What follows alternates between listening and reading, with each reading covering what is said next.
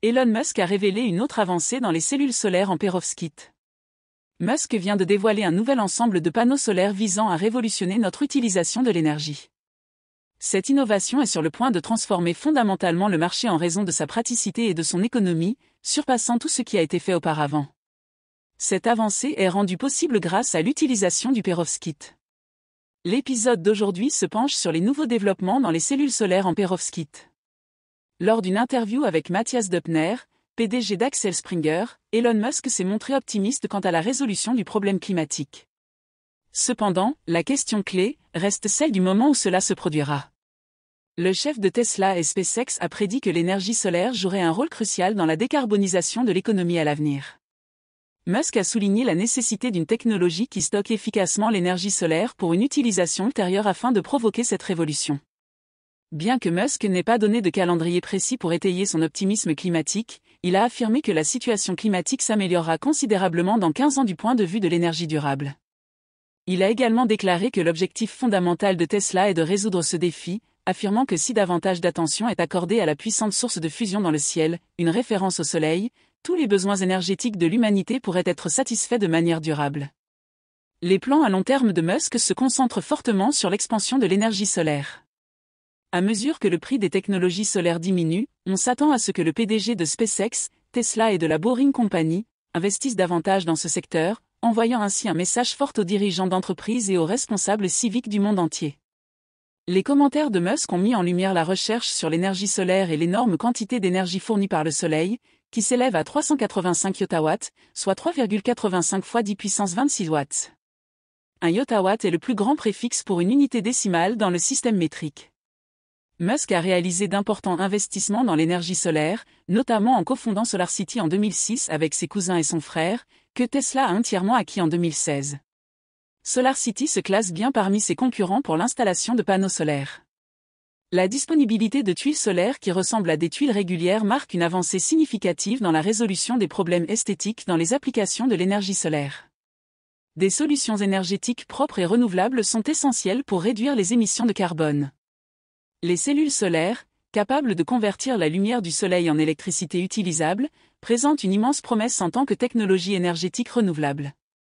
Les cellules solaires à haut rendement de conversion ont le potentiel de produire plus d'électricité tout en occupant moins d'espace, ce qui permet d'économiser de l'argent dans la génération d'énergie solaire dans son ensemble.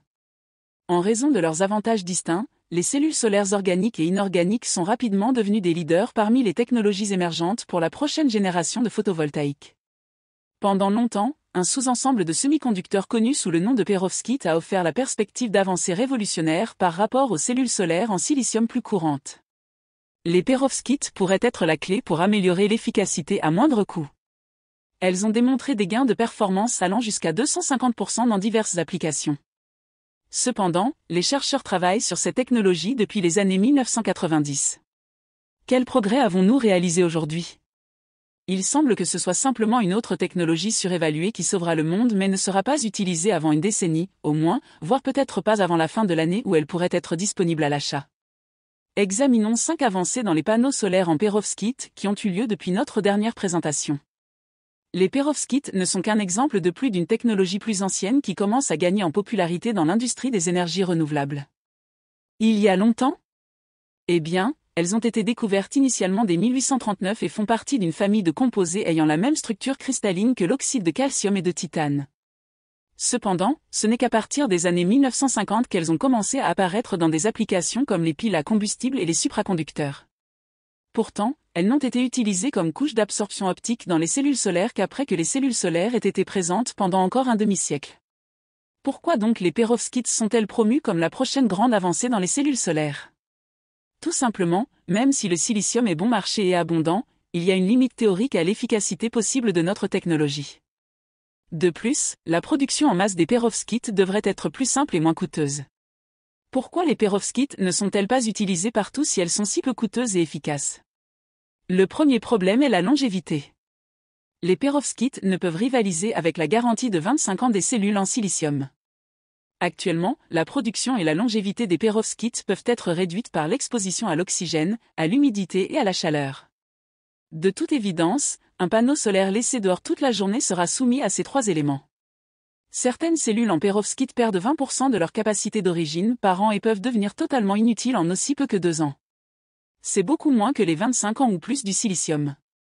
Habituellement, une couche de plomb est placée dans la cellule comme couche de recouvrement pour éviter cela. Malgré le fait que le plomb soit lourd et toxique, le plomb contenu dans ces cellules peut se dissoudre et contaminer la zone environnante lorsqu'elles se dégradent ou sont retirées.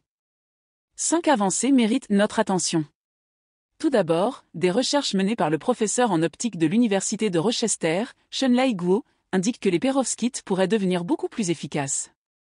Guo et ses collègues ont découvert un mécanisme pour augmenter considérablement la longueur de diffusion des porteurs de charge des perovskites au cours de leurs recherches. Ils ont mis au point une forme de miroir électronique en remplaçant une surface en verre habituelle dans les cellules perovskites par un métal ou un métamatériau composé de couches alternées d'oxyde d'aluminium et d'argent. Cet effet de miroir a finalement entraîné une augmentation de 250% des performances. Cependant, il est crucial de noter que cette augmentation ne correspond pas directement à une hausse de 250% de l'efficacité générale de conversion de puissance, PCE. La PCE fait référence au pourcentage de rayonnement solaire frappant un dispositif photovoltaïque et se transformant en énergie utilisable, appelée efficacité énergétique solaire. La longueur de diffusion des porteurs, dans ce cas, représente la durée pendant laquelle les électrons rebondissent à l'intérieur de la cellule avant de se dissiper, entraînant cette augmentation de 250% observée. Pour simplifier, prenons l'exemple des éoliennes en mer. Le doublement du rayon d'une éolienne ne se traduit pas toujours par une augmentation directe de la production d'énergie. Il existe de nombreuses modifications des composants internes affectant le résultat final. De même, avec ces cellules, une augmentation significative de la photosensibilité ne se traduit pas nécessairement par une augmentation substantielle de la production totale d'énergie. Néanmoins, cette découverte est significative car elle ouvre la voie à des cellules perovskites bien plus avancées à l'avenir. Voici une explication de base. Dans les panneaux solaires classiques, 2 semi-conducteurs de charges opposées adhèrent pour créer une zone neutre. Le but est que les photons du Soleil déplacent les électrons de cette zone neutre, qui peuvent ensuite être capturés par les électrodes et convertis en électricité utilisable. Il s'agit d'une explication simplifiée du processus en jeu. Cependant, la génération réelle d'électricité est entravée car les électrons nouvellement libérés se recombinent fréquemment avec leurs couches de semi-conducteurs opposées ou respectives avant d'atteindre les électrodes. Cependant, Guo et ses collègues ont découvert un phénomène intrigant avec les électrons fraîchement libérés dans la couche de perovskite.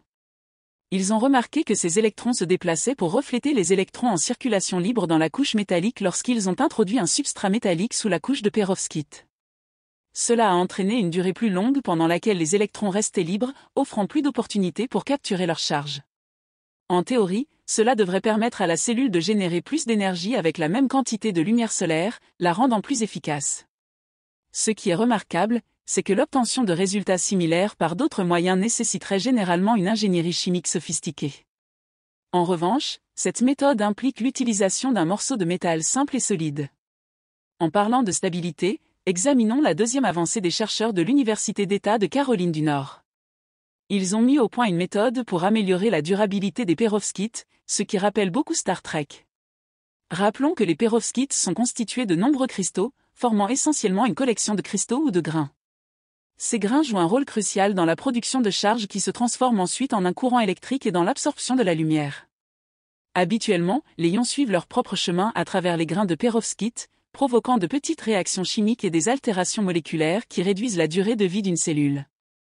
Cependant, l'équipe de l'État de Caroline du Nord a découvert qu'il pouvait créer ce qui pourrait être appelé un chemin désiré ionique en dirigeant les ions dans des routes spécifiques appelées frontières de grains entre les cristaux. Ça a un petit côté Star Trek. Les ions causent moins de dommages en se déplaçant à travers ces canaux spécifiques plutôt qu'aléatoirement, améliorant ainsi la stabilité et prolongeant la durée de vie des cellules. Ensuite, nous avons Lui Yao-Jing et son équipe de Penn State qui ont trouvé un moyen de produire rapidement et efficacement des perovskites de haute qualité. Normalement, la chimie humide est utilisée dans la production de perovskites, où les composants sont dissous dans une solution de solvant puis solidifiés en fines couches.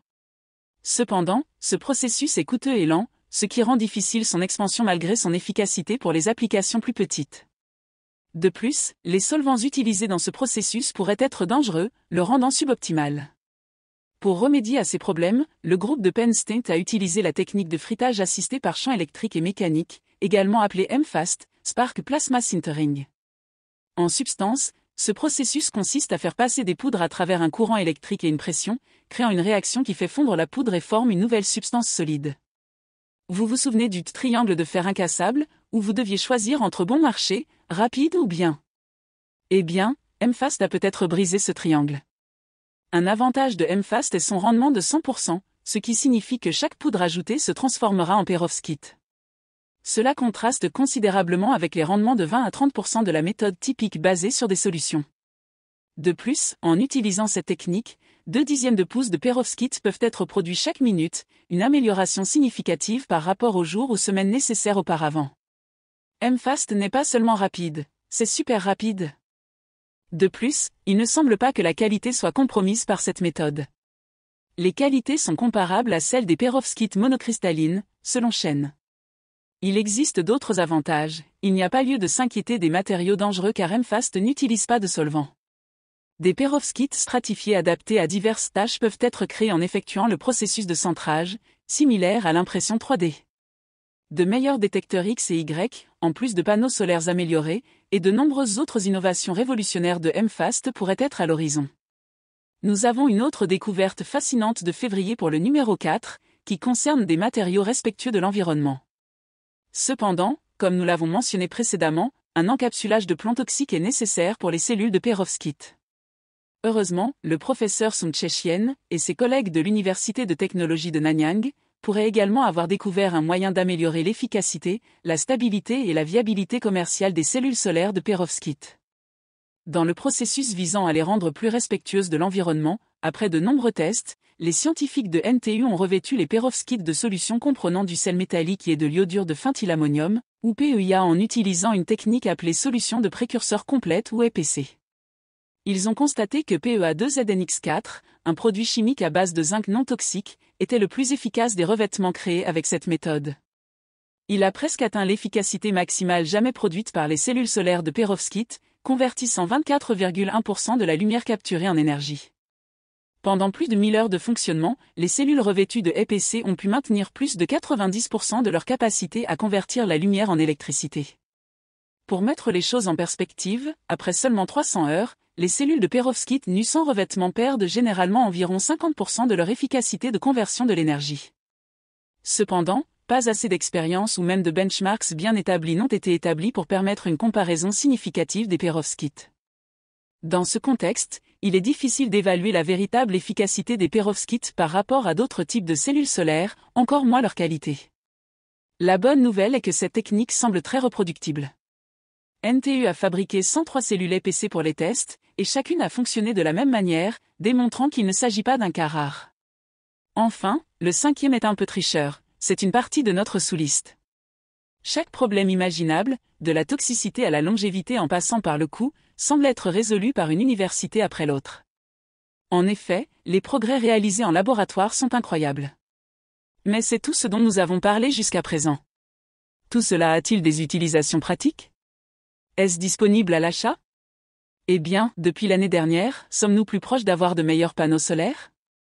La réponse, sans aucun doute, est que nous sommes plus proches que vous ne le pensez. En réalité, diverses entreprises de cellules de perovskite ont beaucoup bénéficié du soutien financier récent et des nouvelles initiatives du gouvernement américain et de l'UE, qui leur ont permis de dépasser leur période d'essai. La commercialisation est le sujet de cette sous-liste. Oxford PV devrait introduire commercialement sa cellule tandem perovskite sur silicium cette année. Il prévoit une efficacité de conversion de 27% et un rendement énergétique de 24%. Si tout se passe comme prévu, Oxford PV et son partenaire allemand, Helmholtz-Zentrum Berlin, ont l'intention d'augmenter la production dans leur installation pilote près de la capitale allemande à 10 gigawatts d'ici la fin de cette décennie. La France est très proche d'eux. Heureusement, l'Institut photovoltaïque d'Île-de-France s'est associé à Voltex Solar, un producteur français de panneaux solaires, pour construire une usine de panneaux solaires qui fabriquerait des cellules perovskite sur silicium à 4 bornes tandem d'ici 2030.